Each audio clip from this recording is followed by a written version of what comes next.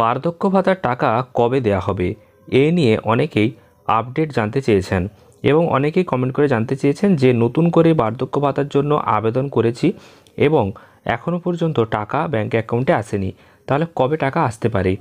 March মাস থেকে অনেকেরই বার্ধক্য ভাতার টাকা ঢুকতে পারে অ্যাকাউন্টে। আজকের এই ভিডিওতে জানাবো যে কাদের টাকা আসবে বা বার্ধক্য ভাতার টাকা দেওয়াকে কেন্দ্র করে নতুন কি আপডেট দেওয়া হয়েছে। তো ভিডিওটি শেষ পর্যন্ত অবশ্যই দেখবেন। তার আগে ভিডিওটিকে লাইক করুন এবং চ্যানেলটিকে সাবস্ক্রাইব করে পাশের বেল আইকনে অল প্রেস করে রাখুন।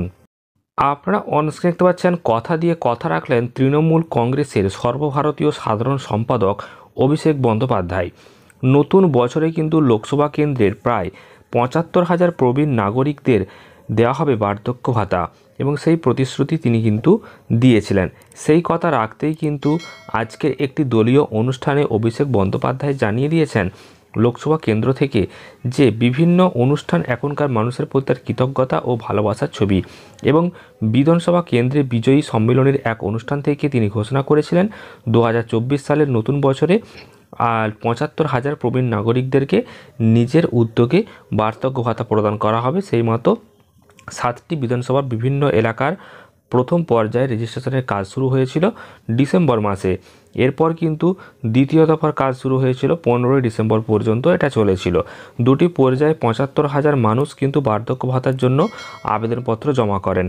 তৃণমূলের পক্ষ থেকে এবার কিন্তু চূড়ান্ত তালিকা তৈরি করা হয় এবং এবার থেকে কিন্তু সেই টাকা দেওয়ার কথা কিন্তু ঘোষণা করা হয়েছে।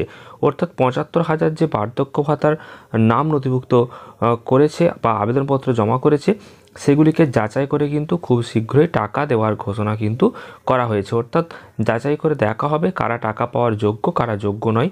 তো যারা যোগ্য তারা কিন্তু মার্চ মাস থেকে টাকা পেয়ে যাবে। অর্থাৎ বার্ধক্য ভাতার জন্য প্রত্যেক মাসে মাসে ১,০০০ টাকা করে ব্যাঙ্ক অ্যাকাউন্টে চলে আসবে। তো এটুকুই ছিল আপডেট। আপনারা অবশ্যই ভিডিওটি কেমন লেগেছে কমেন্ট করে জানাবেন। ভালো লাগলে ভিডিওটিকে লাইক এবং চ্যানেলটিকে সাবস্ক্রাইব করে দেবেন পরবর্তী গুরুত্বপূর্ণ আপডেটগুলি পাওয়ার জন্য।